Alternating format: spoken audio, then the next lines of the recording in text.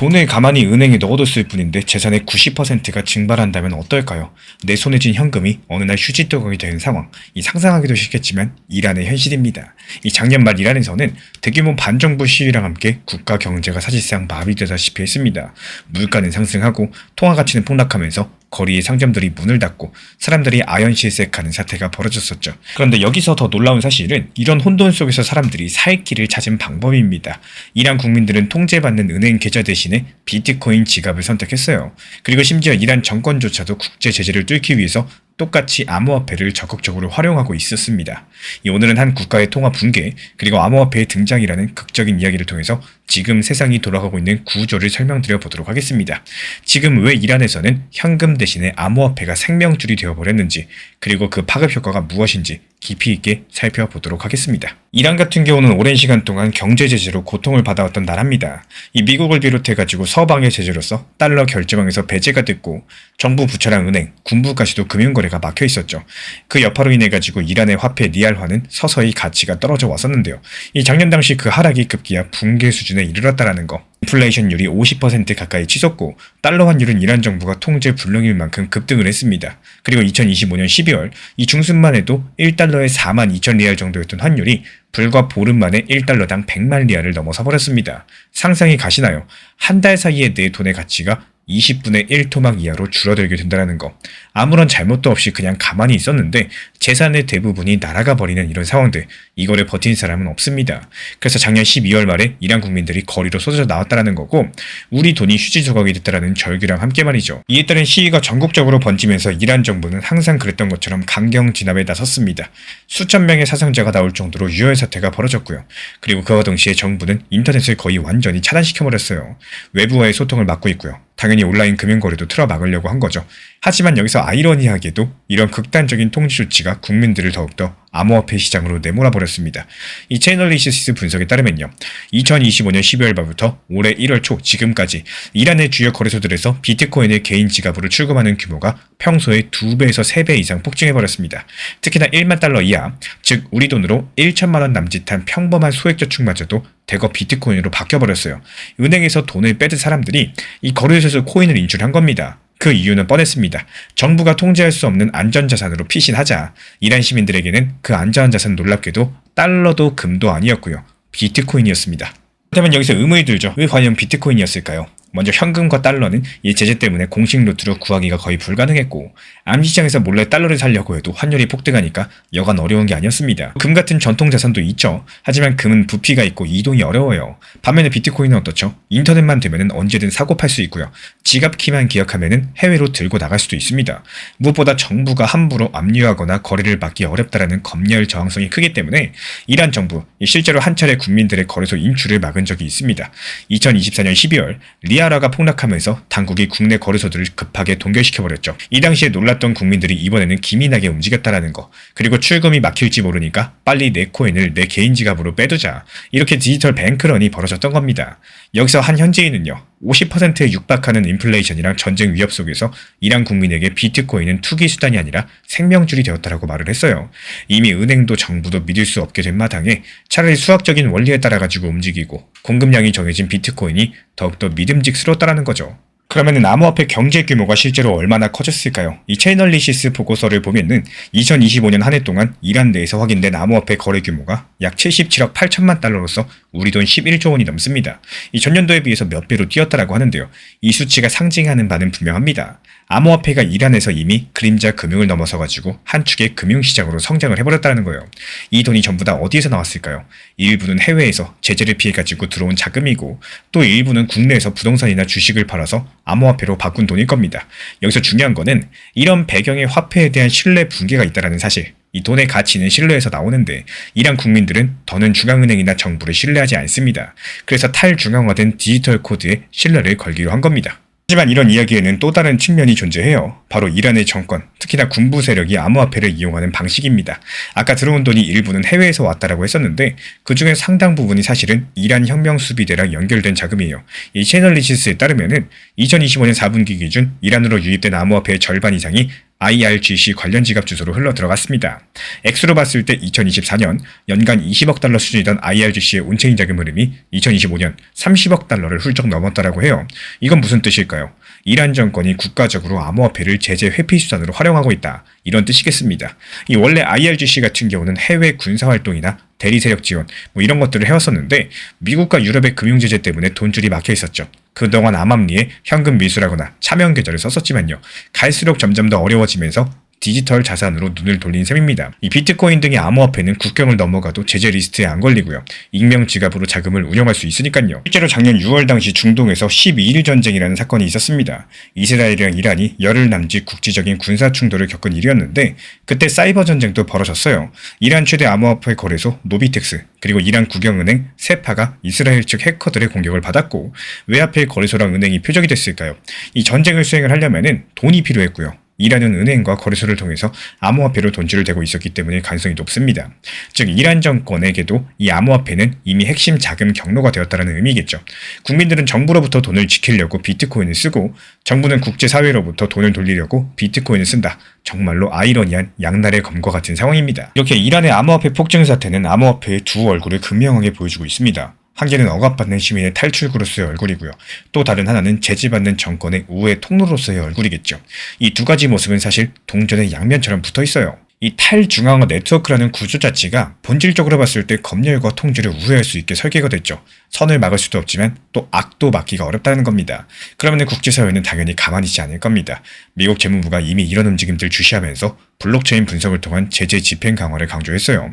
앞으로 체이널리시스 같은 업체랑 협력해서 IRGC 연간 지갑들을 색출하고 거래소를 통해서 달러로 바꾸지 못하도록 차단하고자 하는 노력에 나서겠죠. 그리고 시야를 넓혀서 생각해 보겠습니다. 이란 같은 일이 다른 나라에서도 벌어질 수 있을까요? 역사적으로 봤을 때 한 가지 나라의 통화가 이 초인플레이션으로 망가질 때 사람들은 보통 기축통화 달러라거나 금 같은 걸로 도피했습니다. 하지만 요즘엔 스마트폰만 있으면 누구나 접근 가능한 디지털 자산이 새로운 도피처로 부상하고 있죠. 터키나 아르헨처럼 이 최근에 자국 통화가 급격하게 평가절하된 나라들에서도 20, 30대 젊은 층을 중심으로서 암호화폐 보유자가 늘어나고 있습니다. 우크라이나의 사례도 있었죠. 2022년 전쟁 발발 직후에 우크라이나 정부는 세계 각지에서 암호화폐 기부를 받아서 군자금이랑 구호자금으로 사용을 했어요. 이 전쟁 상황에서 은행 시스템이 타격을 받으면서 계좌 대신에 암호화폐 지갑 주소를 공개를 하면서 지원을 받은 겁니다. 이렇게 정치적인 불안정 지역에서는 암호화폐는 때때로 생존 도구로서 기능을 합니다. 반대로 선진국이나 비교적 안정적인 국가들을 보겠습니다. 이런 곳에서는 암호화폐가 아직까지 주로 투자 또는 투기 수단으로 인식이 되지만요. 이란 사태는 그들에게도 시사하는 바가 큽니다. 만약에 우리가 사는 나라에서도 극단적인 금융위기라거나 이 재난이 발생을 한다면은 과연 어떻게 자산을 지킬 것인가 이런 물음표를 던져주니까요. 예를 들어가지고 한번 생각을 해볼까요? 은행이 영업 정지를 당하거나 이 정부가 자본 통제를 시행을 해서 하루 인출 한도를 10만 원으로 제한을 한다. 우리는 어떤 준비가 되어 있을까요? 이란 사람들은 그런 상황에서 탈출 준비용 암호화폐 지갑을 만들어뒀던 셈입니다. 물론 우리 대한민국이나 미국 같은 곳이 당장 그렇게 될 가능성은 극히 낮겠지만 이 투자랑 경제의 세계에서는 항상 최악의 시나리오까지도 염두에 두는 것이 중요하겠죠. 그리고 이제 암호화폐 업계 내부로 눈을 돌려볼까요? 이란 사태는 암호화폐 업계에도 상당히 중요한 신호를 보냈습니다. 이 바로 실전 테스트를 통과했다라는 건데요. 평소에는 그냥 차트 숫자 노름으로 보이던 비트코인 그리고 테더가 실제 사람들의 삶을 구하는 도구로 활용된 사례가 나왔다라는 거죠. 이런 것들이 암호화폐 가치 저변을 넓혀줍니다. 이 덕분에 최근 들어서 글로벌 기관들이 암호화폐 특히나 비트코인과 일부 주요 알트들에 대해서 인식을 바꾸고 있다는 거. 이 진짜 필요할 때 쓸모가 있다. 이런 생각을 하게 된다는 거고 2025년은 이미 기관 자금의 암호화폐 시장 진입이 본격화된 해였습니다. 실제로 XRP 현물 ETF 승인되면서 불과 50일 만에 13억 달러 이상의 투자금이 몰려버렸습니다. 거의 역사적인 속도라고 볼 수가 있는데 XRP가 증권이 아니라는 규제가 확립된 덕분에 비로소 기관들의 관심을 받은 거죠. 이렇게 주요 암호화폐들이 점점 제도권 자산으로 편입되는 흐름들, 이란 같은 사건을 계기로서 더욱더 힘을 받을 수가 있겠습니다. 앞으로 각 국가의 정부나 이 중앙은행의 정책에 따라서 통화가 흔들릴지 모르니까요. 포트폴리오에 탈중앙자산을 조금이라도 넣자 이런 사고방식이 확산될 수가 있다는 겁니다. 그렇다면 XRP 같은 코인은 이런 환경에서 어떤 기회를 맞이할까요? XRP가 원래 해외 송금 포함해서 금융 인프라 용도로 설계가 됐고 리플사는 세계 은행이나 기업들과 파트너십을 맺어왔습니다. 현재 국제 결제망 스위프트의 대안을 원하는 움직임도 일부 있는데요. 이 브릭스라거나 아니면 중동, 중국 결제망 강화 같은 흐름단이죠. XRP가 특정 국가에 종속되지 않은 중립적인 가치 교환 네트워크로서 그런 틈새를 노릴 수가 있겠습니다. 물론 현실적으로 봤을 때 미국 영향권에 있는 금융사는 제재 위반 소지가 있는 네트워크를 쓰기 어렵겠지만요. 리플 레저 같은 경우는 공개 분산망이라거나 누가 쓰든 막기가 쉽지가 않습니다. 예를 들어가지고 이란과 거래하는 누군가가 비트코인 대신에 XRP를 활용한다라고 하더라도 이 프로토콜 차원에서 이런 것들을 검열할 수가 없겠죠. 다만 현재 XRP의 사용은 주로 합법적 금융 범위 내에서 이루어지고 있기 때문에 오히려 제도권 편입 쪽에서 힘을 얻고 있다는 거. 실제로 리플사는요, 2025년에 미국 유명 브로커즈랑 히든로드 같은 회사들을 인수했죠. 기관용 인프라를 확충하고 있습니다. 세계적인 은행 BNI 멜론과 손잡고 RLUC 스테이블코인을 활용한 달러 토큰을 발행했고요. 앞으로 은행들이 이런 것들을 이용해서 달러 송금을 블록체인으로 할 수 있게 하겠다는 구상입니다. XRP를 직접 언급하지 않더라도 결국에는 리플 레저에서 그 기반 기술로 쓰이게 된다는 거. 이렇게 XRP 생태계는 글로벌 자본의 이동을 돕는 디지털 교통망을 깔고 있습니다. 이번에도 이란에서 벌어진 일들은 한 국가의 비극이겠지만요. 암호화폐 시장 측면에서는 일종의 성능 검증이었습니다. 그리고 그 성공은 리플 XRP를 포함한 주요 암호자산의 가치 재발견으로 이어지고 있습니다. 우리가 투자자로서 이 사건을 대할 수 있을 때 단순하게 이란에서 비트코인 인기라는 이런 흥미거리로 소비하고 끝낼 게 아니라는 거예요. 그 아래 흐르고 있는 구조적인 맥락을 읽으셔야 되는 거고, 정부 신뢰가 무너지면 어떻게 되는가, 그리고 돈은 어디로 흐르는가, 그 틈새를 어떤 자산이 메우고 있는가, 이런 질문들에 대한 정답이 지금 현실로 나타나고 있다는 거죠. 그리고 이제 자연스럽게 투자 전략과 관점 이야기로 넘어가 보겠습니다. 이번 사태를 지켜보면서 많은 분들께서 과연 암호화폐에 투자해야 되는 거냐, 아니면 위험 신호니까 더 조심해야 되는 거냐, 혼란스러울 수 있을 겁니다. 제가 드리고 싶은 조언은요, 균형 잡힌 시각을 가지셔라 말씀을 드립니다. 이란 사례가 분명히 암호화폐의 유용성을 극단적으로 보여줬었고요. 하지만 동시에 또 리스크 관리 실패의 대가도 혹독하다는 것들을 보여줬습니다. 이란 국민 개개인 입장에서도 미리 분산 투자를 해놨다면 재산 90%가 날아가는 일은 막을 수가 있었겠죠. 마찬가지로 우리도 비상 상황에 대비하는 포트폴리오를 늘 고민할 줄 아셔야 됩니다. 현금, 주식, 부동산, 금, 암호화폐까지도 이 자산군을 나눠가지고 담는 분산이 기본이겠죠. 그리고 암호화폐를 그 중에 하나로 생각을 하신다면은 너무 과한 기대나 과한 두려움 없이 전체의 일부로 편입하시기를 권장을 드립니다. XRP의 강점은 단기 급등이 아니라 시간이 쌓일수록 힘이 붙는 구조라는 점인데요. 그래서 저는 항상 현물 기준으로만 접근하셔라 말씀을 드려요. 급격하게 수익을 노리시기보다도 평단 관리하면서 시장의 구조 변화를 같이 가져가는 방식이죠. 이런 기준을 정리한 자료는 필요하신 분들께서만 공유드리고 있기 때문에 고정 댓글창 참고해 주시면 되겠습니다. 이번에 암호화폐 투자에 있어서 한 가지 확실해진 건요. 쓸모 있는 코인과 그렇지 않은 코인의 차별화가 심화될 거라는 점.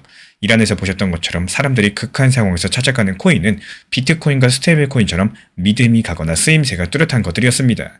이번 시장도 앞으로는 그런 관점에서 재편될 가능성이 크겠죠. 이미 2024년 그리고 2025년의 불장에서도 비트코인이 시장을 주도했었고 기관들이 이더리움 XRP 같은 메이저 코인 위주로 관심을 가졌었다라는 거. 반면에 밈코인 포함해가지고 정체 모를 알트들 같은 경우는 이미 현재 고점 대비 50% 이상 빠진 상황입니다. 그리고 나서 재기하지 못하는 모습인데, 그렇기 때문에 우리 구독자분들께서는 무엇에 투자해야 되는가, 이거 못지않게 왜 투자를 해야 되는가 스스로 한번 자문해 보시기를 바랍니다. 이번 사건이 암호화폐에 투자하는 이유를 잘 보여줬기 때문에 정부나 은행이 무너져도 내 자산을 지킬 수 있을지 모른다, 이런 기대감, 그리고 새로운 금융 패러다임으로서 전환 가능성에 대한 베팅, 이런 것들이 암호화폐 투자 이유의 한 가지 축이겠죠. 물론 지금 현실적으로 봤을 때 당장 우리 일상에 이러한 수준의 위기가 닥치진 않을 거예요. 그렇다고 배울 것이 없다는 뜻은 아니겠습니다. 오히려 우리는 남의 실패랑 경험에서 배우셔야 되는 거고, 이를테면 이런 거죠. 거래소에서만 코인을 놔두면 위험할 수 있겠구나. 막상 급할 때는 현금보다 달러나 금이다. 비트코인이 힘을 쓰는구나. 이렇게 인플레이션이 무서운 거구나. 국가가 통화를 틀어주고 마음대로 찍어내면은 개인은 속수무책일 수가 있겠구나. 이런 깨달음들을 미리 얻으셨다면요. 앞으로 자산 관리를 어떻게 하셔야 될지 느낌이 오실 겁니다. 끝으로 이란의 사례를 보면서 제 개인적인 의견을 조금 더 말씀드리고 마무리하도록 할게요. 저는 이번 일을 보면서 결국에 돈의 가치는 믿음에서 온다라는 당연한 이치를 다시 한번 확인할 수 있었습니다. 이란에서는 정부에 대한 믿음이 사라지면서 이 화폐는 종이 조각으로 전락을 했고요. 하지만 사람들은 포기하지 않고 믿을 수 있는 또 다른 무언가를 찾아냈죠. 그게 바로 정부도 막지 못하는 탈중앙자산, 암호화폐였습니다. 현금이 휴지 조각이 되는 순간에 암호화폐가 최후의 보루가 된 거고, 저는 이런 것이 바로 암호화폐의 존재 이유를 극명하게 보여줬다고 생각을 해요. 결국에 신뢰가 옮겨간 거겠죠. 이 중앙에서 보증해주는 법정화폐에서 분산된 네트워크가 담보하는 코인으로서 신뢰의 추후 자체가 움직이게 된 겁니다. 앞으로도 비슷한 일이 세계 곳곳에서 벌어지게 된다면요, 그 신뢰의 흐름은 가속화될 수밖에 없다라는 거. 특히나 리플 XRP처럼 기존 금융이랑 새로운 금융을 연결하는 가격 역할의 코인들은 이런 변화 속에서 자기 가치를 증명할 수 있는 무대를 얻게 될 것으로 봅니다. 이 비트코인이 디지털 금이라면요, XRP는 디지털 화폐 간의 교환 매개라고들 하죠. 이러한 사례를 계기로서 이 전 세계가 화폐랑 결제 인프라를 새롭게 짜야 되는 거 아니냐, 이렇게 고민하기 시작을 한다면 XRP의 쓰임새도 분명히 커질 수가 있겠습니다. 이런 것들이 어디까지나 제 개인적인 전망이지만요, 이 근거를 본 뒤에 내린 해석이라는 점에서 한번 참고해 보시면 좋을 것 같습니다. 오늘 이야기의 파급 효과는 투자 이상의 의미를 가집니다. 이란의 암호화폐 대탈출은 정치, 경제, 기술이 한데 뒤섞인 복합 현상이죠. 그리고 그 여파는 중동 지역을 넘어서 국제 금융 질서의 변화, 암호화폐의 규제 방향, 그리고 나아가서 개인들의 투자 인식 변화로까지 이어지게 될 겁니다. 이 블록체인 데이터는 심지어 전쟁의 전조까지도 보여줬어요. 2024년이랑 2025년 이란 내부 암호화폐 거래량을 시간대별로 봤을 때 대형 테러나 미사일 공격 직전에 이 현지 거래량이 급증하는 패턴이 있었습니다. 이 돈이 먼저 눈치를 채고 도망을 간 거죠. 이렇게 봤을 때 암호화폐 시장은 단순한 시장이 아니라 국제정세의 바로미터 역할도 하기 시작을 한 셈입니다. 이 눈앞에서 펼쳐진 이란의 사건은요, 암호화폐의 위험성과 가능성을 동시에 일깨웠다라는 거. 그리고 그래서 오늘의 결론은 이렇게 맺을 수밖에 없습니다.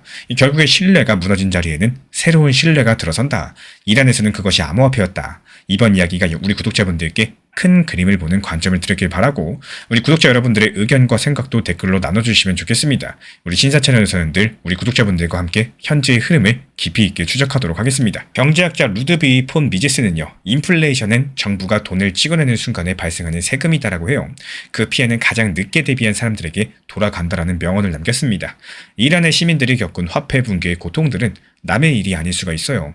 신뢰가 무너진 자리를 새로운 디지털 자산이 대체하는 이런 극적인 현장을 목격하면서 남들이 보지 못하는 위기의 신호를 미리 감지를 하고 또 대비할 수 있는 우리 구독자분들이 해야 하는 그 무엇보다 강력한 안전망이 되어줄 겁니다. 이 거대한 변화의 흐름을 냉철하게 보시고요, 우리 구독자분들의 소중한 자산을 지키는 가장 현명한 투자를 이어나가시기를 우리 채널에서 진심으로 응원 도움 드리도록 하겠습니다. 시장이 좋고 나쁨에 휘둘릴 게 아니라 내가 얼마나 잘 모아왔는지가 결국에 결과를 만들어줍니다. 시장이 좋다고 해서 갑자기 내 인생이 바뀌는 것도 아니고요, 시장이 또 안 좋다고 해서 모든 게 끝나는 것도 아닙니다. 오늘 시장이 올랐는지, 이번 달이 좋았는지, 올해 분위기는 어땠는지 지나고 나면은 그 자체로는 아무 의미가 없어지는데, 그 긴 시간 동안 나는 얼마나 모아왔는지, 평단은 얼마나 낮췄는지, 비중을 어떻게 관리했는지, 이런 것들은 시간이 지날수록 결과로서 분명하게 남게 되죠. 많은 분들께서 스스로를 장기 투자자라고 생각을 하시지만은 막상 흐름이 조금만 답답해지면은 그 장기 투자가 쉽게 흔들립니다. 이 코인은 상승하는데 왜 리플은 안 상승하는지, 괜히 시작한 거 아닌지, 지금이라도 리플 팔고 옮겨야 되는지, 여러 가지 생각들이 들기 시작하면서 마음이 먼저 흔들리고요, 판단이 뒤따라서 또 무너지는 경우가 많습니다. 이런 투자 마인드가 이제는 조금씩 내려놓으실 필요가 있다는 거고, 여기서 조금만 관점을 바꿔보시면요, 이 시장은 생각보다 정말 단순해요. 시장이 좋을 때 해야 될 일은 더 상승할 거라는 기대감이 아니라 잘 팔아서 현금 비중을 만들어 두는 거고요. 시장이 안 좋을 때 하셔야 될 일은 불안해하시는 게 아니라 잘 사서 평단을 낮추고 비중을 늘려나가는 겁니다. 이게 말은 쉬워 보여도 실제로 꾸준히 실천하는 사람은 많지가 않다라는 거. 결국에 장기 투자라는 거는 오래 들고 있는 시간이 아니라 상승장과 하락장에서 각각 해야 될 행동을 흔들리지 않고 반복할 수 있느냐의 문제입니다. 이 시장의 분위기에 감정이 따라다니지 않고 내 기준과 원칙에 따라서 묵묵하게 쌓아가는 사람, 그 사람이 시간이 지날수록 점점 더 유리한 위치에 서게 될 거예요.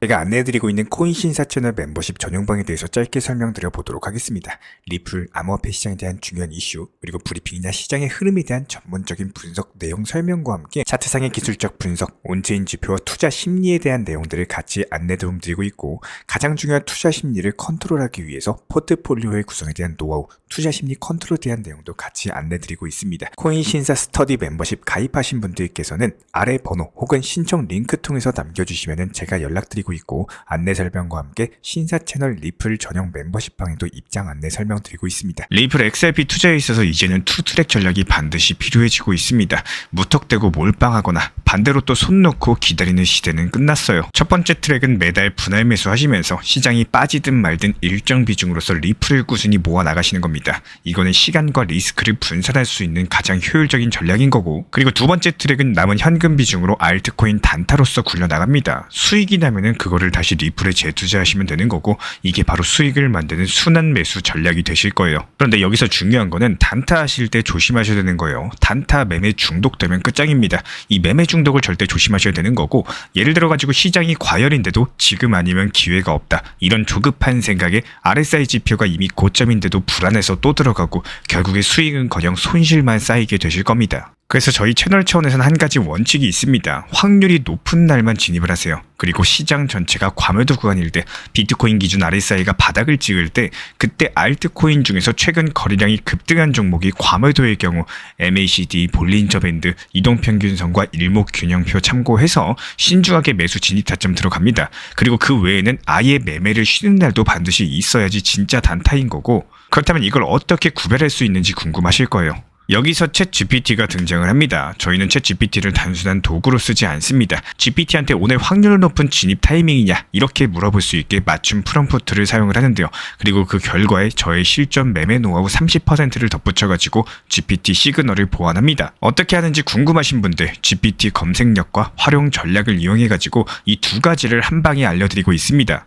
현재 보이시는 번호로서 리플 단타라고 문자 남겨주세요. 지금 이 영상 보신 분들에게만 오픈합니다. 그냥 GPT 쓰는 법이 아니라 투자로 연결되는 GPT 사용법 지금 바로 알려드리도록 하겠습니다. 오늘 영상도 끝까지 함께 해주셔서 정말로 감사드립니다. 우리 구독자분들에게 코인신사 채널은요, 단순한 투자 채널이 아닙니다. 때로는 아들처럼, 때로는 형이나 오빠처럼, 또 때로는 냉정한 전문가로서 그렇게 곁에 있고 싶습니다. 누군가의 아들은 이렇게 말합니다. 괜찮아요. 아직 기회 있어요. 또 누군가의 심리 트레이너는 이렇게 말을 하죠. 지금 흔들리시면 안 됩니다. 이런 타이밍엔 반드시 버티셔야 됩니다. 그리고 때로는 악재가 시작됐기 때문에 지금은 비중 조절할 타이밍입니다. 이렇게 말을 합니다. 그리고 또 누군가의 전문가로서 이 구간은 분명히 좋은 타점이 될 것입니다. 이런 말씀도 드릴 수가 있겠죠. 그렇게 저는 매 순간마다 시장을 바라보고 있습니다. 이 시장이라는 건 늘 변화를 하고요. 감정은 그것보다 훨씬 더 빠르게 흔들릴 겁니다. 하지만 그때마다 우리 코인신사 채널은 밤새 차트 지켜보면서 누군가의 불안이 덜어지기를, 또 누군가의 손실이 멈추길 바라면서 그 마음을 담아서 한 줄 한 줄 브리핑을 시작합니다. 이 투자라는 건 숫자 싸움이 아니라요, 마음 싸움이고 그 심리가 전부인 영역입니다.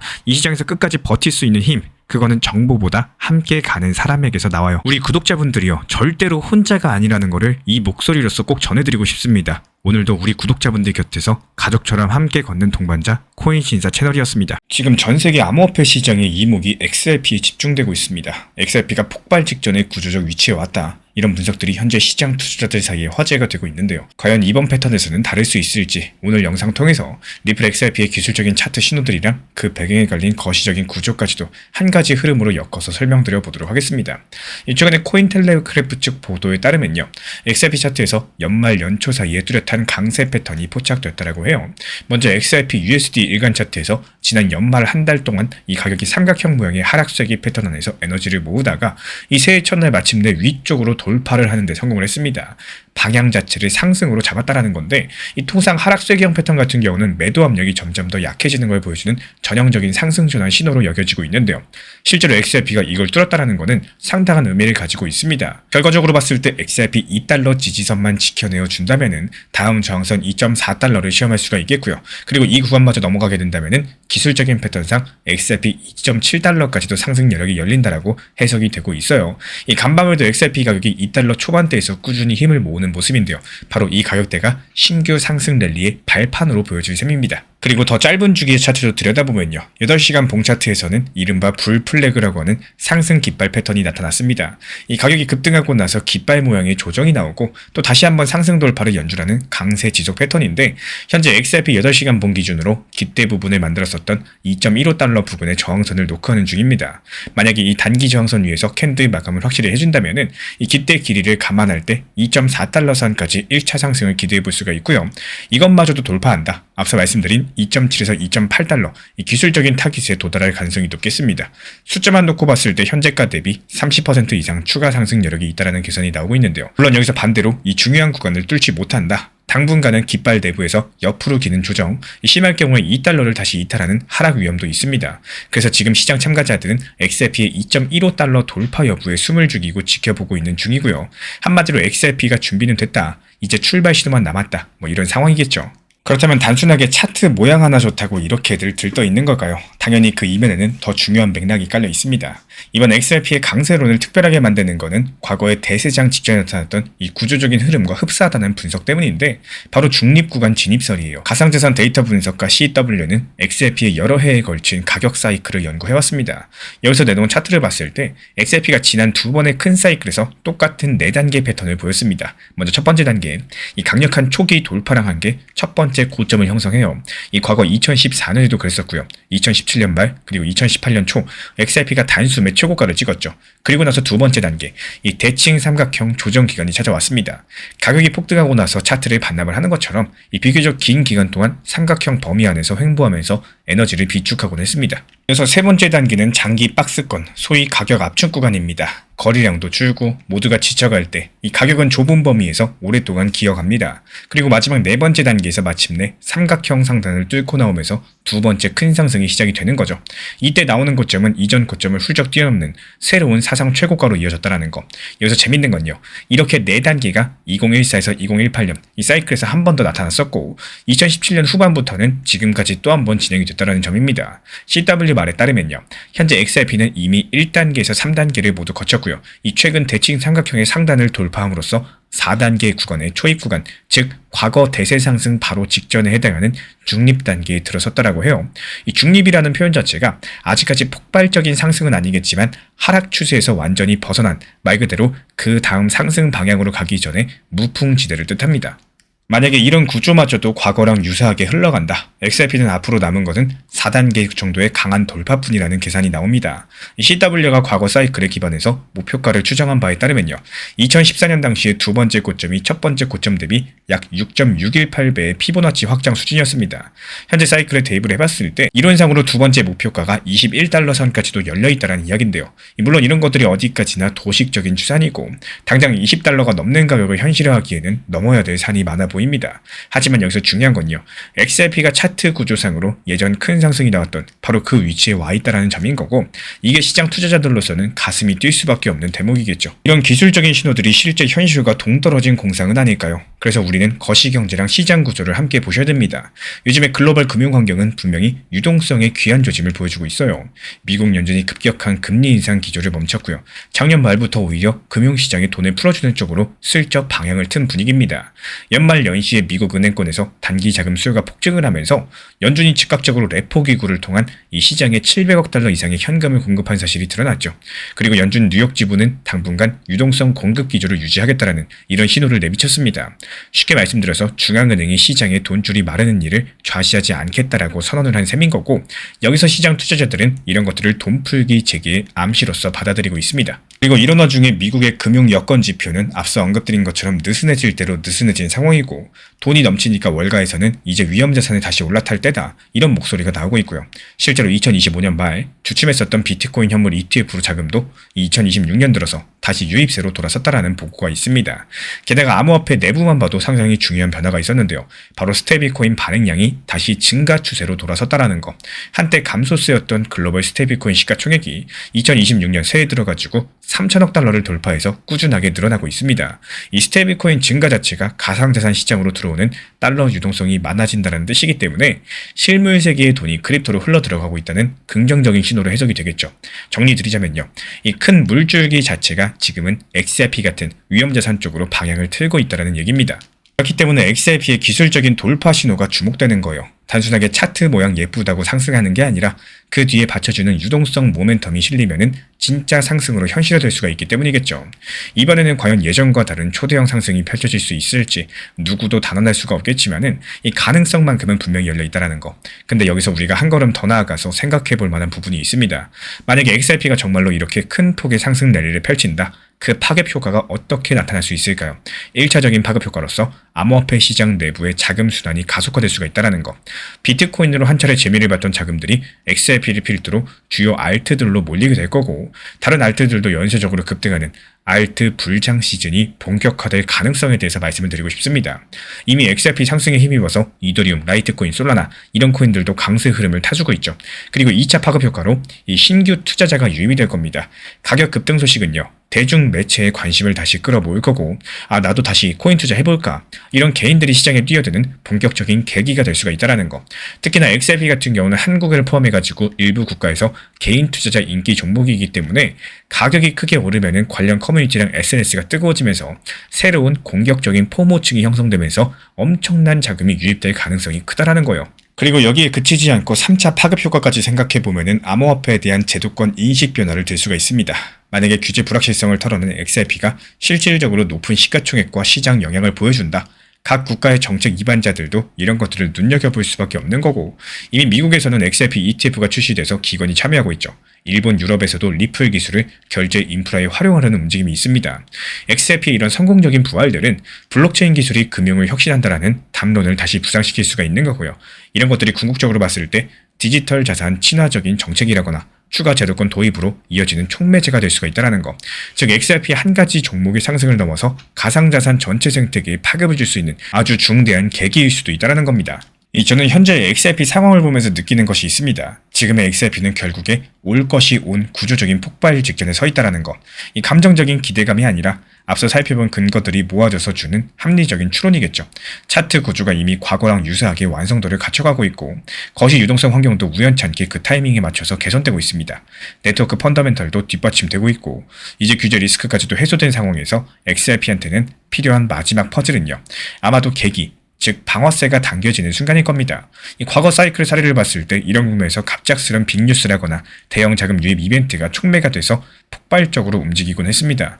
글로벌 결제 회사의 XRP 채택 발표라거나 대형 기관 투자자의 매수 공개 같은 이런 것들이 나오게 된다면은 충분한 도화선이 될 수가 있겠죠. 물론 그렇다고 해서 무턱대고 낙관만 할 수는 없습니다. 이 시장이라는 게 늘 우리의 예상을 비껴갈 수가 있는 거고, 중립구간이 생각보다 길어질 수도 있습니다. CW 본인도 중립구간이라는 것들은 곧바로 상승을 보장하지 않는다라고 강조를 남겼고, 하지만 구조적으로 만들어진 이 상승 압력이 언젠가는 방향성을 드러낼 가능성이 높다라고 봐요. 그 방향성이 우상향일 개연성이 현재로서는 훨씬 더 커 보인다라는 거고, 지금 XRP를 둘러싼 여러 가지 요소들을 종합을 해보면요, 이래서 지금 이 시점에 XRP가 주목받을 수밖에 없구나, 이런 그림들이 그려진다라는 거. 이 투자 격언 중에 이런 말이 있죠. 시장은 구조를 알고 보상을 준다. 지금 XRP가 맞이한 구조적인 변화들이 과연 투자자들에게 큰 보상으로 돌아올 수 있을지 앞으로의 전개를 지켜보도록 하겠습니다. 철강왕 앤드류 카네기는 성공의 비밀은 위기를 기회로 바꾸는 능력이 있다고 했습니다. 지금 XRP가 마주한 구조적인 폭발 직전의 상황은요, 단순하게 차트의 우연이 아니라 오랜 시간 축적된 기술적, 환경적 에너지의 총합이라고 볼 수가 있겠죠. 남들이 여전히 의심하고 망설일 때 이 거대한 변화의 맥락을 읽고 과감하게 기회를 선점한 우리 구독자분들의 통찰력이야말로 불확실한 시장을 이기는 가장 강력한 무기겠습니다. 이 폭발적인 상승에 초입해서 우리 구독자분들의 용기 있는 선택들이 마침내 인생을 바꾸는 빛나는 결실로 보상받기를 진심으로 응원드리겠습니다. 투자 시장은 버티는 게 아니라 어느 순간부터는 즐길 줄 알아야지 끝까지 갈 수가 있어요. 결국 투자 시장도 즐기지 못하면 오랜 시간 살아남기가 어렵습니다. 매번 100원 오르고 내리는 거, 이런 것들에 마음이 흔들리고, 리플이 2,000원 후반으로 내려왔다고 좌절하고, 조금 올라서 3,000원 중반만 와도 괜히 안도하면서 박수치는 이런 감정에 휘둘리는 매매가 반복된다. 이 시장은 점점 더 피곤한 공간이 되어버린다는 거. 하지만 같은 차트를 보더라도 매번 오르고 내리는 숫자의 스트레스를 받기보다는 이런 구간에서 이런 흐름이 나오는구나, 이럴 때 사람들 심리가 이렇게 변하는구나, 이러면서 단 한 개라도 배우고 또 내 것으로 만들기 시작하면요, 신기하게도 이 시장의 등락폭이 두려움이 아니라 관찰 대상이 되고, 또 어느 순간부터는 재미로 느껴지기 시작을 할 겁니다. 이 투자라는 게 처음부터 즐거울 순 없겠지만요, 경험이 쌓이면서 감정이 둔해지고 대응이 익숙해질수록 이 시장은 점점 더 공포의 공간이 아니라 기회의 반복으로 보이게 됩니다. 이 차이가 결국에 오래 가는 사람과 중간에 지쳐 나가는 사람을 갈라놓는다라는 거고, 조금만 과거를 돌아보시면 그 정답은 명확하게 보여요. 계속된 상승과 하락 속에서도 이 투자 시장은 단번에 폭등하지도 영원히 무너지지도 않았었고요. 시간이 흐르면서 천천히 우상향을 해왔습니다. 이런 과정에서 흔들리지 않고 남아있었던 그분들만이 결과를 가져갔다라는 거. 결국 시장을 이기는 사람은 항상 마치는 사람이 아니라 이 등락의 과정 자체를 받아들이고 배우고 즐기면서 끝까지 남아있는 사람입니다. 오늘 영상에서 설명드린 내용은 흐름과 구조를 중심으로 하고 있는 큰 그림이에요. 하지만 실제로 매수하거나 매도할 때는 조금 더 구체적인 숫자가 필요합니다. 예를 들어서 어느 가격대에서 멈출 가능성이 높은지, 어디서 반등이 나올 가능성이 있는지, 반대로 어디를 이탈하면 위험해지는지, 이런 실전 기준들은 영상에 모두 다 담기가 어렵기 때문에 따로 정리해드리고 있어요.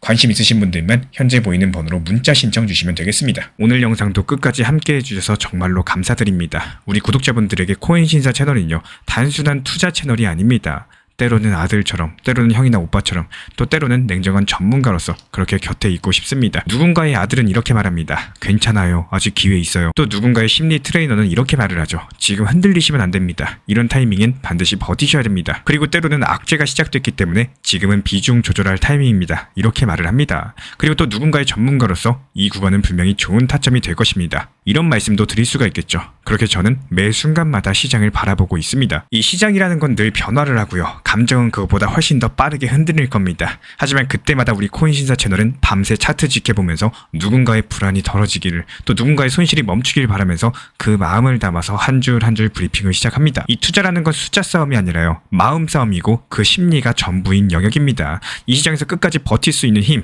그거는 정보보다 함께 가는 사람에게서 나와요. 우리 구독자분들이요, 절대로 혼자가 아니라는 거를 이 목소리로서 꼭 전해드리고 싶습니다. 오늘도 우리 구독자분들 곁에서 가족처럼 함께 걷는 동반자 코인신사 채널이었습니다. 제가 안내해드리고 있는 코인신사 채널 멤버십 전용방에 대해서 짧게 설명드려 보도록 하겠습니다. 리플, 암호화폐 시장에 대한 중요한 이슈, 그리고 브리핑이나 시장의 흐름에 대한 전문적인 분석 내용 설명과 함께 차트상의 기술적 분석, 온체인 지표와 투자 심리에 대한 내용들을 같이 안내 도움드리고 있고, 가장 중요한 투자 심리를 컨트롤하기 위해서 포트폴리오의 구성에 대한 노하우, 투자 심리 컨트롤에 대한 내용도 같이 안내드리고 있습니다. 코인신사 스터디 멤버십 가입하신 분들께서는 아래 번호 혹은 신청 링크 통해서 남겨주시면 제가 연락드리고 있고, 안내 설명과 함께 신사 채널 리플 전용 멤버십 방에도 입장 안내 설명드리고 있습니다. FTX가 무너질 때 사라졌다고 생각했던 돈 수조 원이 이제 와서 비트코인 시장을 움직일 수 있는 새로운 연료가 되고 있습니다. 이 3년 전 시장을 얼어붙게 만들었던 FTX 파산, 여기에 대한 후폭풍이요, 이제는 오히려 다음 상승 사이클의 서막이 될 수 있다는 역설적인 상황인데요. 오늘은 과거에 상처였었던 FTX 사태가 어떻게 지금 와가지고 비트코인 시장의 거대한 상승 동력으로 바뀌고 있는지 말씀드려보도록 하겠습니다. 이 표면적인 뉴스 봤을 때 FTX가 다가오는 3월 말에 채권자들한테 돈을 돌려준다는 건데, 하지만 그 뒤에 숨은 의도랑 파급 효과를 봤을 때 그냥 단순한 변제 정도가 아니라요, 암호화폐 시장의 새로운 유동성 물줄기가 트이는 사건이다, 이렇게 볼 수가 있겠습니다. 먼저 사건의 배경을 짚어보겠습니다. 한때 세계 2위 규모까지 성장했었던 암호화폐 거래소 FTX, 2022년 말에 갑작스럽게 붕괴를 하면서 수많은 투자자들의 자산을 동결시켰습니다. 그리고 그 이후로 3년 동안 채권자들은 파산 법정에서 자신의 돈 일부라도 돌려받기를 기다려야 됐었어요. 근데 최근 들어서 FTX 재단이 발표한 바에 따르면요, 다가오는 3월 31일 이 다음 차수의 채권자 상환이 이루어지게 됩니다. 여기에 대한 대상은 지난 2월 14일 기준으로 봤을 때 채권자 명부에 등록된 분들이고요. 규모가 어느 정도냐? 아직까지 정확한 숫자가 확정된 건 아니겠지만 수십억 달러에 달하는 현금이 풀릴 것으로 예상이 됩니다. 이 FTX 측이 파산 과정에서 혹시 모를 분쟁에 대비해서 묶어뒀던 예비비가 있었는데, 그 중에 22억 달러, 하나로 3조 원 상당인데요. 이런 것들을 이번에 배분으로 전환하겠다, 이렇게 법원에 제안한 상황입니다. 만약에 이 제안이 승인된다, 이 상환 총액이 그만큼 늘어나겠죠. 한마디로 FTX 잔고 중에 상당한 현금을 이제 시장으로 내보내겠다라는 결정인 셈입니다. 이 소식을 듣고 처음에는 걱정하시는 분들도 있었습니다. 아니, 채권자들이 돈 찾으면 남은 코인들마저 전부 다 팔아버리는 거 아니냐, 이거 시장에는 대규모 악재 아니냐, 뭐 이런 의구심이 들 수밖에 없을 텐데요.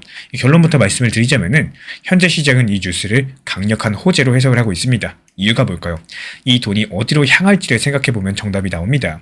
이 FTX에 묵혔던 채권자들, 다시 말씀드려서 과거에 암호화폐 투자를 했던 사람들이랑 기업들이 갑자기 거금을 손에 쥐게 됩니다. 그렇다면 그 자금 중에 적어도 일부는 다시 암호화폐 시장으로 다시 한번 진입할 가능성이 높다라는 거죠. 이미 그들은 한번 크립토에 발을 담갔던 주체들이기 때문에 비록 FTX는 큰 피해를 봤었지만요. 3년이 지난 지금 시장 상황은 그때랑 완전히 달라져 있습니다. 돌아보면 FTX가 무너졌던 2022년은요. 돈맥경화 그 자체였습니다. 인플레이션을 잡겠다고 미국이 금리를 가파르게 올렸었고요. 이 시중의 유동성이 쪼그라들던 시기였었죠. 위험 자산 가격이 폭락하고 연쇄 파산이 터지던 크립토 한파 시기였습니다. 그런데 2023년 후반부터 그 분위기가 바뀌었어요. 물가가 잡히고 작년 2025년을 거치면서 연준이 금리를 3번이나 내렸습니다. 시중에 돈이 다시 돌기 시작했다는 뜻인데 실제로 2025년에 미국 주식시장이 크게 반등했고 기술주뿐만 아니라 비트코인 같은 대체자산도 가격이 쭉쭉 올랐습니다. 이 투자자들의 공포가 욕심으로 바뀌는 사이클이 왔다라는 거, 바로 이런 유동성 풍년 환경에서 FTX 채권자들에게 새로운 돈이 지급되는 상황입니다. 생각해보면 2022년 같았으면 채권자들이 돈을 받자마자 현금부터 챙겨서 떠났을 겁니다. 시장 분위기가 그랬었으니까요. 하지만 2026년 초 현재 시점에서는 투자 심리가 완전히 달라졌다는 거, 이제 조금 해볼만 하다, 이런 낙관론들이 퍼져 있습니다. 금리도 낮아졌겠다, 시장에 다시 돈이 풀렸겠다, 다들 뭔가 투자할 곳을 찾고 있죠. 이런 상황에서 FTX 채권자들이 돌려받은 돈을 가만 놔둘까요? 아마 상당수는 다시 굴릴 곳을 찾을 겁니다. 그리고 최근 1년 동안 가장 좋은 수익을 낸 자산 중에 하나가 뭘까요? 바로 비트코인이죠. 2022년 폭락으로 1만 달러대까지 떨어졌던 비트코인이 지금 9만 달러를 넘보고 있으니까 이 처음에는 믿지 못하다가도 막상 돈이 생기면은 올라탄 사람 분명히 있을 겁니다. 내가 잃었던 돈을 되찾았다면은 이번에는 검증된 코인에 다시 한번 베팅을 해보고 싶은 투자 심리 충분히 이해가 갑니다. 그리고 이미 시장 내부의 수급 구조도 이 자금 유입을 환영할 만한 상태입니다. 이게 무슨 말이냐? 현재 비트코인 시장은 공급보다 수요가 우세한 구도로 재편되고 있죠. 대표적인 예시로서 요즘에 전 세계 비트코인 현물 ETF들로 돈이 어마어마하게 들어오고 있어요. 어제 하루 동안도 7억 달러 넘는 자금이 ETF로 순유입됐고요. 단 1달러도 빠져나가지 않았습니다. 미 월가의 큰 손들이 비트코인을 꾸준히 매집하고 있다는 뜻인 거고, 반면에 개인들의 매도 물량은 제한적입니다. 이유가 뭐냐? 많은 개인들이 2022년부터 2023년 이때 학습 효과로서 비트코인은 길게 보면은 무조건 오르는 자산이다, 강력한 믿음을 갖고 있기 때문에 실제로 온체인 데이터를 봤을 때 전체 비트코인의 60% 이상이 1년 넘게 이동을 하지 않고요. 그대로 홀딩 중에 있습니다. 쉽게 말씀드려서 시장에 나올 비트코인이 그만큼 줄었다라는 거겠죠. 그런데 수요 쪽은 어떨까요? 앞서 말씀드린 대로 ETF든 기업이든 계속해서 매수 중입니다. 심지어 상장 기업들까지도 지난 반년 동안 26만 개가 넘는 비트코인을 순매수했어요. 새로 채굴된 비트코인의 몇 배를 시장에서 가져간 겁니다. 이렇게 공급보다 수요가 훨씬 많은 구도들이 형성이 되다 보니까 가격이 상승할 수밖에 없겠죠. 그리고 이제 FTX 채권자 상환금이 거기에 가세를 할 겁니다. 이거는 마치 기름 붓기랑 같습니다. 원래도 불이 붙어있는 모닥불에다가 휘발유를 들이붓는 이런 격이 될 수가 있다는 거예요. 그리고 또 잊지 마셔야 될 부분이 시장 신뢰랑 구조 개선 측면입니다. 이 FTX 사태는 투자자들에게 상당히 깊은 불신과 상처를 남겼었지만요. 이런 것들로 인해서 시장은 오히려 더 튼튼해지는 계기를 맞았습니다. 글로벌 규제가 강화되고 시장 투자자들도 중앙화 거래소를 맹신하기보다는 이 분산보관이나 검증된 플랫폼을 찾게 됐었죠. 그런 사이에 미국에서는 비트코인 현물 ETF가 승인됐고요. 거대 은행들이 디지털 자산 커스터디 사업에 뛰어드는 여러 가지 제도권 편입이 가속화됐습니다. 지금 비트코인 가격이 상승하는 건요, 단순한 투기적인 상승 랠리가 아니라 이렇게 성숙해진 구조 위에서 상승이라는 평가가 많다라는 거예요. 즉 기관과 개인 모두가 이해관계자로 참여를 한다는 거는 강력한 시장이 돼가고 있다는 반증이겠죠. 이렇게 바뀐 시장에서는 FTX 채권자들이 받는 돈도 예전 같았으면 그냥 빠져나가서 사라졌었겠지만 이제는 어딘가로 흘러들어가지고 작용할 수 있는 여지가 크다라는 겁니다. 다시 말씀드려가지고 시장이 커지고 견고해졌기 때문에 자금 흡수력이 강력해졌고, 그리고 그 자금이 향하는 방향이 비트코인이나 메이저 알트코인처럼 신뢰받는 자산이 될 가능성이 높다라는 거예요. 지금 비트코인은 가격보다 구조가 먼저 움직이고 있어요. 이런 자산일수록 타이밍을 맞추겠다고 생각하시기보다도 업비트 비썸 현물로만 평단 관리하시면서 모아가는 전략이 훨씬 더 중요해집니다. 그래서 제가 따로 안내드리는 자료도 레버리지나 단타가 아니라 현물 매매 기준으로만 정리해드리고 있기 때문에 관심 있으신 분들은 고정 댓글창 참고해 주셔도 좋습니다. 이렇게 구조를 하나씩 뜯어봤을 때 왜 이번 FTX 상환 이슈가 강력한 상승 시그널을 일으키는지 이해가 되실 거예요. 저는 이번에 FTX 채권자 상환 이벤트를 암호화폐 시장에 있어서 유동성 잔치의 신호탄으로 해석을 해요. 앞서 살펴본 대로 거시 환경은 우호적이고요. 시장 내부에서는 기관과 장기 투자자가 받쳐주고 있고 거기에 새로운 현금까지도 투입될 가능성이 높습니다. 이렇게 삼박자가 맞아떨어지고 있는 상황인데, 한마디로 과거의 FTX라는 악재가 역설적으로 봤을 때 비트코인의 새로운 상승 물결을 촉발시키는 이런 강력한 방어세가 될 수 있다는 판단입니다. 물론 시장이라는 게 변수가 많아가지고 단정할 수는 없겠지만요. 구조적으로 봤을 때 이번에 풀리는 막대한 유동성들은 결국에 비트코인과 주요 자산으로 흡수될 가능성이 크고, 그렇다면 가격에서는 상승 압력으로 작용할 수밖에 없을 겁니다. 이 한때 시장을 얼어붙게 했었던 그런 돈들이 이제는 시장에 따뜻한 봄바람을 몰고 올 수 있다는 게 얼마나 아이러니한 일일까요? 결국에 우리는 과거의 한 사건이 어떻게 현재의 판도를 뒤바꾸는지 눈여겨볼 필요가 있겠습니다. FTX 파산이라는 큰 폭풍을 견뎌낸 암호화폐 시장은 오히려 그 잔해 속에서 성장의 씨앗을 찾아내고 있다는 것. 이번 채권자 상환은 단순한 빚갚기가 아니라요, 수조 원의 자금 이동을 통해서 시장의 지형을 바꿀 만한 상당한 큰 변수입니다. 결국에 FTX 상환으로 엄청난 유동성들이 밀어닥칠 거고, 암호화폐 시장과 비트코인에 강력한 상승 영향을 미칠 수밖에 없을 거예요. 이 과거의 상처가 미래의 발판이 되는 재밌는 장면들을 우리 모두 함께 지켜보게 될 겁니다. 노벨 경제학상 수상자 폴 사무엘스는요, 시장은 과거의 뉴스를 오늘의 가격에 반영을 하지만 위대한 투자자는 미래의 변화를 오늘의 결정에 반영한다라고 말을 했습니다. FTX 사태라는 낡은 악재가요, 유동성이라는 새로운 호재로 둔갑하는 지금 이 시점, 이 남들이 과거의 공포에 갇혀 있을 때 미래의 가능성을 읽어낸 우리 구독자분들의 해안은요, 그 자체로서 가장 강력한 투자 무기가 되어줄 겁니다. 지금 암호화폐 시장의 변화의 흐름을 꿰뚫어본 우리 구독자분들의 용기 있는 선택들이요, 다가오는 상승장에서 남보다 앞선 결실로 보상받기를 진심으로 기원드리겠습니다. 제가 안내해드리고 있는 코인 신사 채널 멤버십 전용방에 대해서 짧게 설명드려 보도록 하겠습니다. 리플, 암호화폐 시장에 대한 중요한 이슈, 그리고 브리핑이나 시장의 흐름에 대한 전문적인 분석 내용 설명과 함께 차트상의 기술적 분석, 온체인 지표와 투자 심리에 대한 내용들을 같이 안내 도움드리고 있고, 가장 중요한 투자 심리를 컨트롤하기 위해서 포트폴리오의 구성에 대한 노하우, 투자 심리 컨트롤에 대한 내용도 같이 안내드리고 있습니다. 코인 신사 스터디 멤버십 가입하신 분들께서는 아래 번호 혹은 신청 링크 통해서 남겨주시면 제가 연락드리고 있고, 안내 설명과 함께 신사 채널 리플 전용 멤버십방에도 입장 안내 설명드리고 있습니다. 오늘 영상도 끝까지 함께 해주셔서 정말로 감사드립니다. 우리 구독자분들에게 코인 신사 채널은요, 단순한 투자 채널이 아닙니다. 때로는 아들처럼, 때로는 형이나 오빠처럼, 또 때로는 냉정한 전문가로서 그렇게 곁에 있고 싶습니다. 누군가의 아들은 이렇게 말합니다. 괜찮아요. 아직 기회 있어요. 또 누군가의 심리 트레이너는 이렇게 말을 하죠. 지금 흔들리시면 안 됩니다. 이런 타이밍엔 반드시 버티셔야 됩니다. 그리고 때로는 악재가 시작됐기 때문에 지금은 비중 조절할 타이밍입니다. 이렇게 말을 합니다. 그리고 또 누군가의 전문가로서 이 구간은 분명히 좋은 타점이 될 것입니다. 이런 말씀도 드릴 수가 있겠죠. 그렇게 저는 매 순간마다 시장을 바라보고 있습니다. 이 시장이라는 건 늘 변화를 하고요, 감정은 그것보다 훨씬 더 빠르게 흔들릴 겁니다. 하지만 그때마다 우리 코인신사 채널은 밤새 차트 지켜보면서 누군가의 불안이 덜어지기를, 또 누군가의 손실이 멈추길 바라면서 그 마음을 담아서 한 줄 한 줄 브리핑을 시작합니다. 이 투자라는 건 숫자 싸움이 아니라요, 마음 싸움이고 그 심리가 전부인 영역입니다. 이 시장에서 끝까지 버틸 수 있는 힘, 그거는 정보보다 함께 가는 사람에게서 나와요. 우리 구독자분들이요, 절대로 혼자가 아니라는 거를 이 목소리로서 꼭 전해드리고 싶습니다. 오늘도 우리 구독자분들 곁에서 가족처럼 함께 걷는 동반자 코인신사 채널이었습니다. 먼저 방금 전에 들어온 긴급 속보 내용부터 전달드리겠습니다. 리플 CEO 브래드 갈링하우스 측에서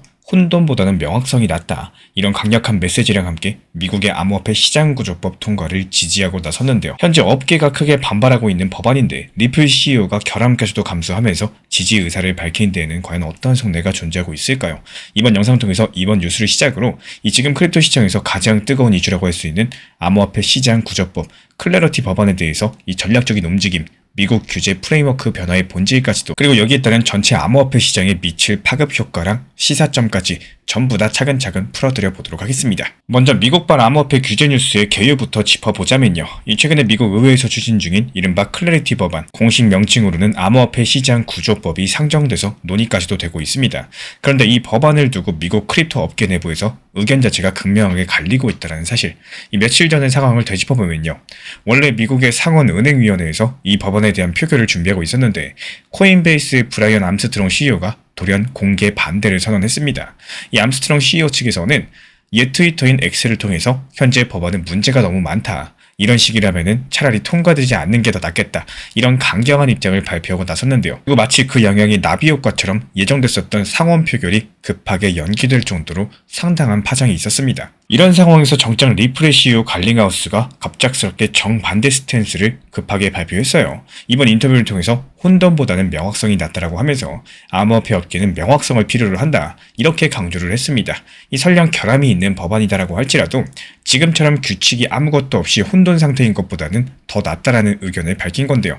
그리고 완벽하지 않더라도 효율적인 초기 규칙이 있는 편이 산업에 도움이 된다면서 이 법안을 지지하고 나선 겁니다.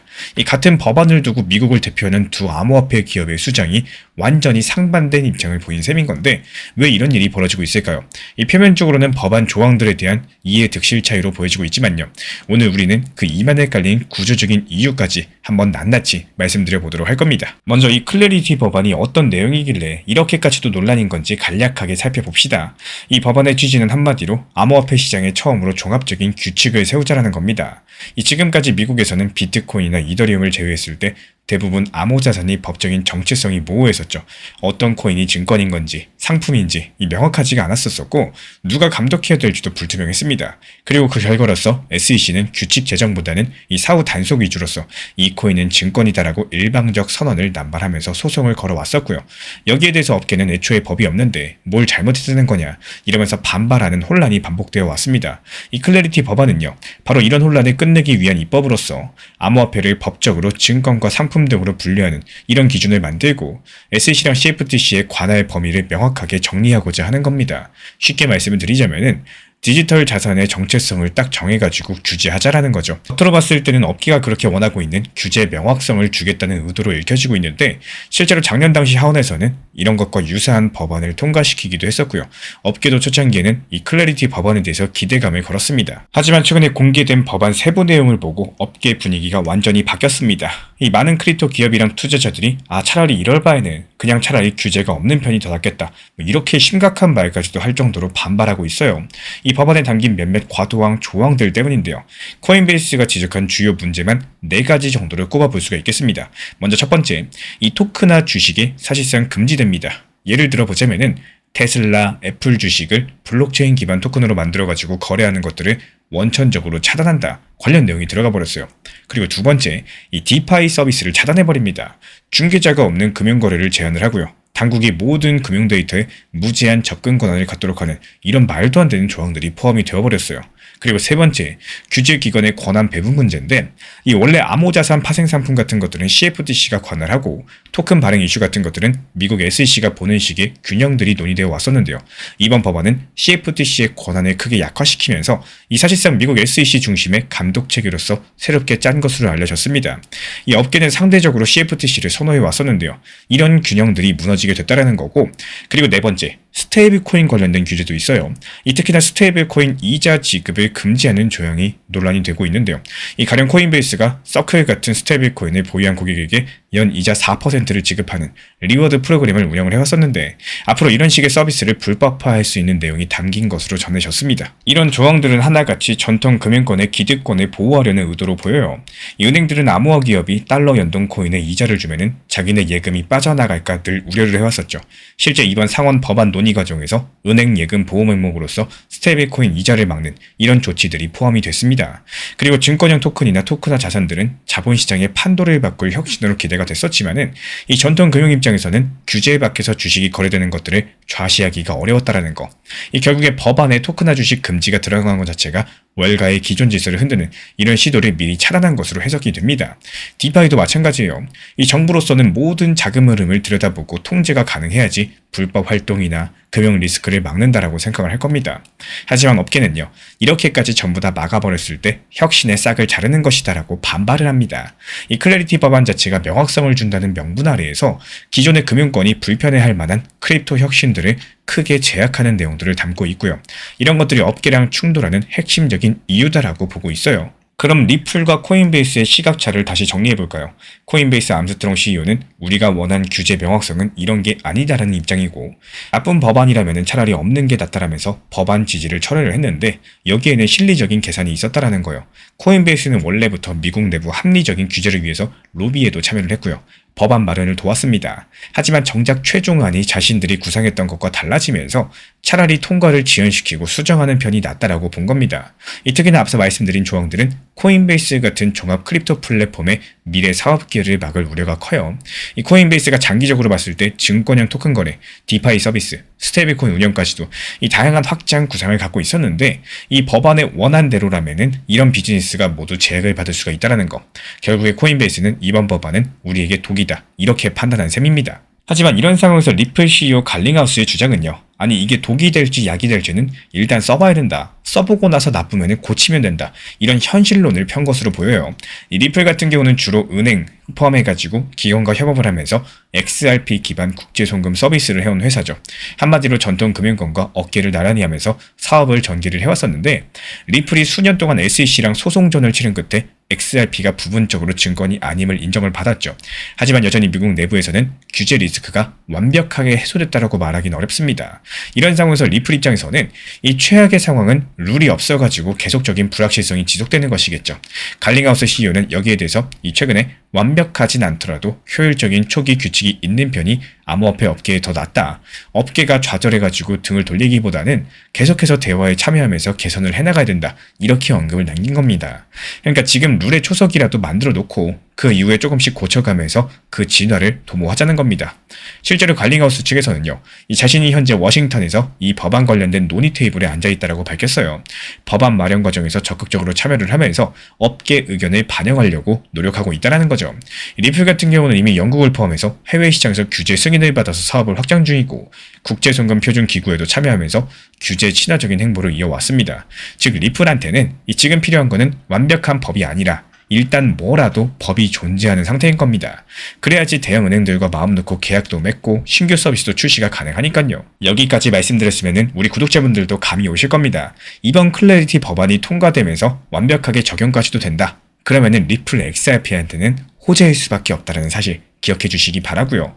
그리고 여기에는 리플이 그리는 더 큰 판에 대한 구상이 있습니다. 이 규제가 명확해지면 어떤 일이 벌어질지 연쇄적으로 생각을 해보자면요.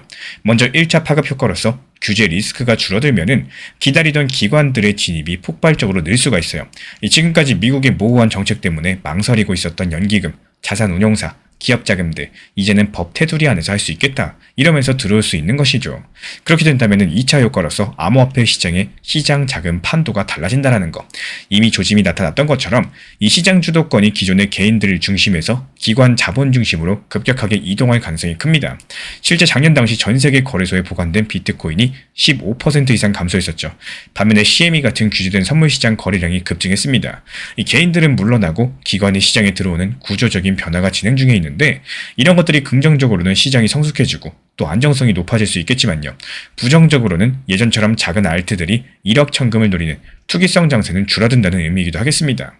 그리고 3차 파급 효과, 암호화폐랑 전통금융의 경계가 희미해지는 이런 거대한 흐름인데요. 이 규제가 명확해진다. 은행이나 증권사 같은 전통 플레이어들이 암호화폐를 적극적으로 활용하게 될 겁니다. 이 미국에서 이 법안이 통과된다면은 은행들은 고객 자산을 토큰화해가지고 블록체인상에서 이전을 한다거나 자체 스테이블 코인을 발행해서 결제에 쓰는 이런 시도들을 할 수가 있겠죠. 이미 유럽이랑 아시아에서는 이런 움직임이 시작이 됐다는 거고 이렇게만 되어준다면 암호화폐 시장은 더 이상 금융권 바깥의 섬이 아니게 됩니다. 이 거대한 전통 자본의 일부로서 편입되는 새로운 국면이 열린다는 거. 리플이 생각하는 성장 시나리오도 바로 이겁니다. 이 불안전에도 룰이 있어야지만 거대한 판이 열린다는 사실 기억해 주시기 바라고요.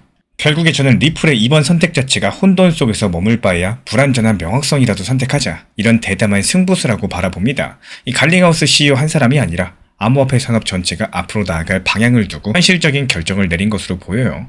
물론 법안 초안의 문제점들은 분명합니다. 저도 역시 코인베이스 등의 업계 비판에서도 일리가 있다고 생각을 해요.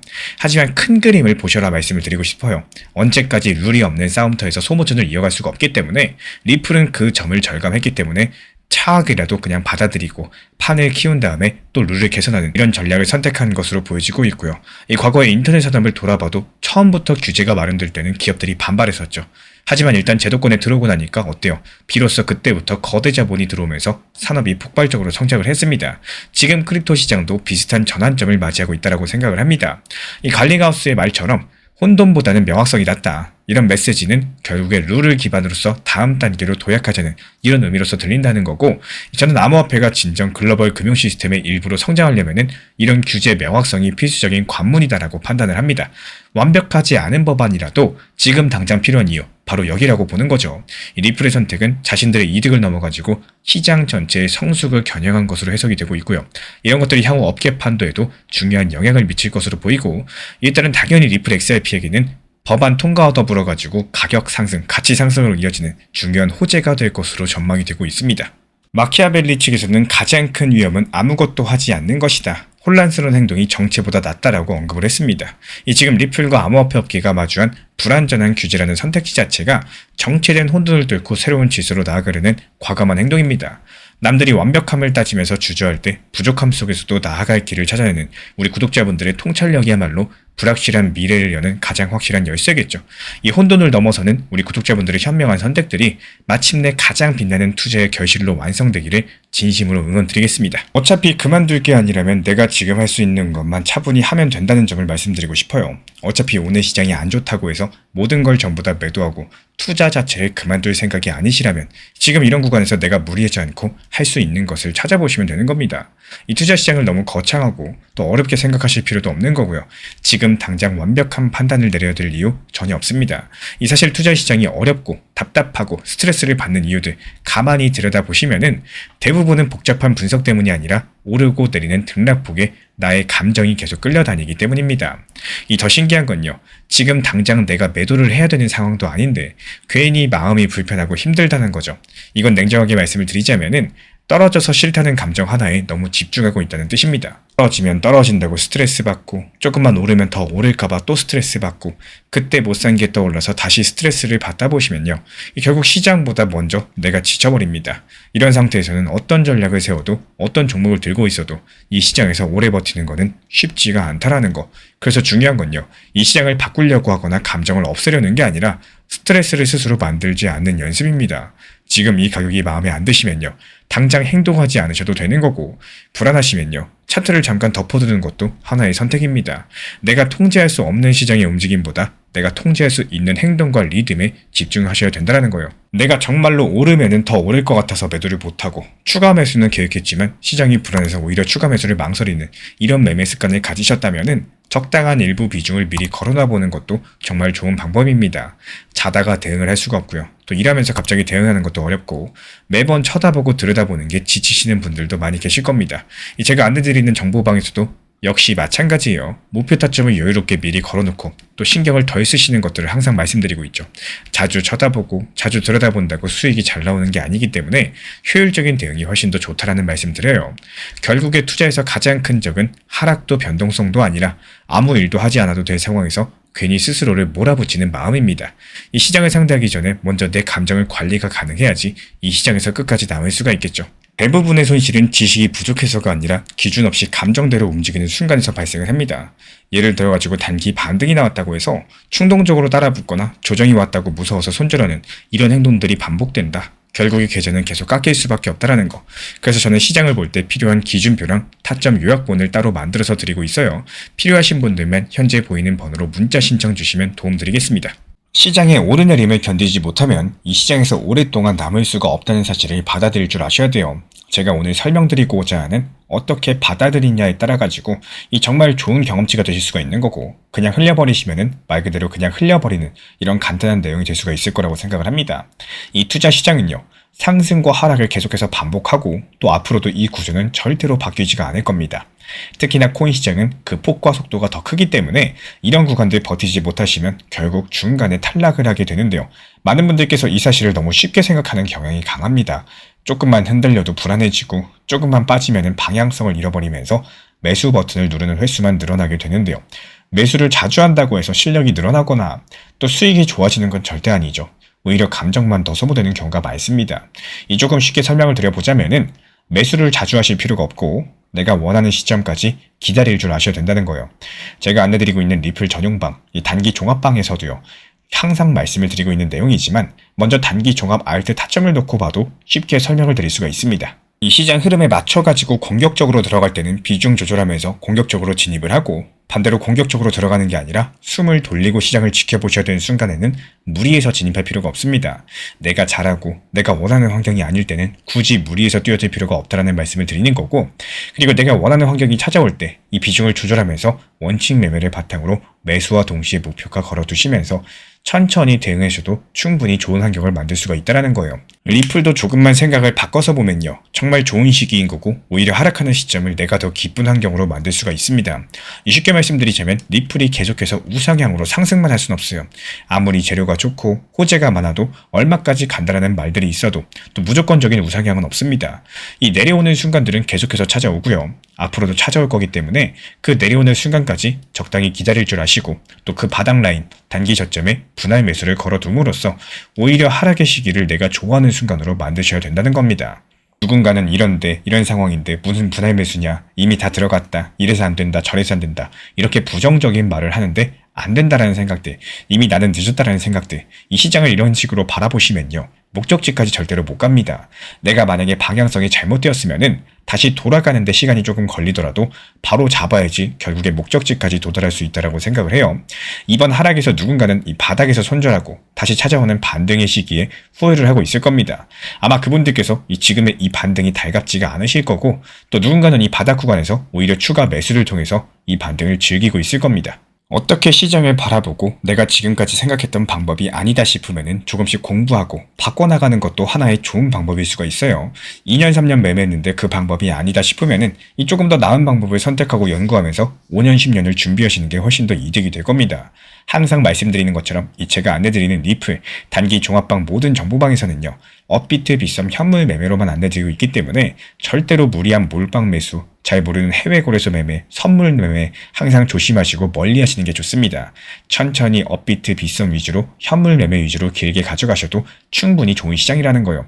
이 비가 오는 날을 생각해 보면요, 무작정 뛰어다니는 게 좋은 선택이 아닌 것처럼 소나기가 쏟아질 때는 피해서 가는 것도 충분히 현명한 대응인 거고, 더 나아가서 그 소나기가 오는 순간을 내가 기다리던 환경들, 내가 준비해둔 시나리오 안으로 이렇게 만들어두는 것들이 훨씬 더 강력한 투자 방식입니다. 이 시장이 흔들릴 때마다 반응하는 사람이 아니라 흔들림 자체를 전제로서 계획을 세워두는 사람들이 결국에 끝까지 남게 된다는 거. 그 차이는 시간이 지날수록 수익과 멘탈의 격차로 이어지겠죠. 결국 이 시장에서 살아남는 사람들은 방향성을 맞춘 사람이 아니라 반복되는 파도를 감정 없이 견뎌낸 사람이라는 사실 절대로 잊지 말아주시기 바랍니다. 오늘 영상에서 설명드린 내용은 흐름과 구조를 중심으로 하고 있는 큰 그림입니다. 하지만 실제로 매수하거나 매도할 때 조금 더 구체적인 숫자가 필요해요.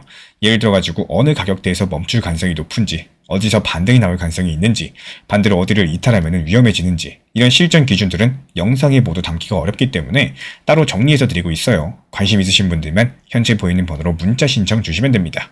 제가 안내해드리고 있는 코인신사 채널 멤버십 전용방에 대해서 짧게 설명드려 보도록 하겠습니다.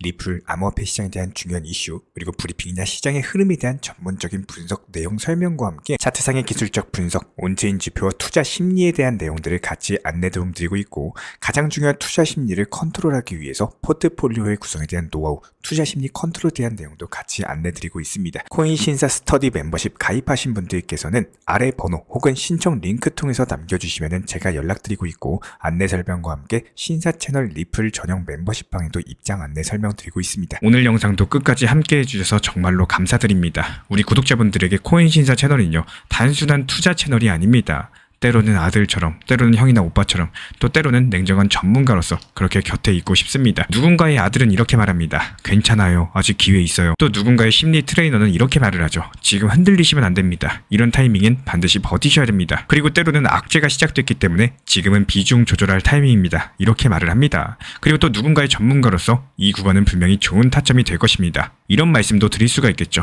그렇게 저는 매 순간마다 시장을 바라보고 있습니다. 이 시장이라는 건 늘 변화를 하고요. 감정은 그것보다 훨씬 더 빠르게 흔들릴 겁니다. 하지만 그때마다 우리 코인신사 채널은 밤새 차트 지켜보면서 누군가의 불안이 덜어지기를, 또 누군가의 손실이 멈추길 바라면서 그 마음을 담아서 한 줄 한 줄 브리핑을 시작합니다. 이 투자라는 건 숫자 싸움이 아니라요, 마음 싸움이고 그 심리가 전부인 영역입니다. 이 시장에서 끝까지 버틸 수 있는 힘, 그거는 정보보다 함께 가는 사람에게서 나와요. 우리 구독자분들이요, 절대로 혼자가 아니라는 거를 이 목소리로서 꼭 전해드리고 싶습니다. 오늘도 우리 구독자분들 곁에서 가족처럼 함께 걷는 동반자 코인신사 채널이었습니다.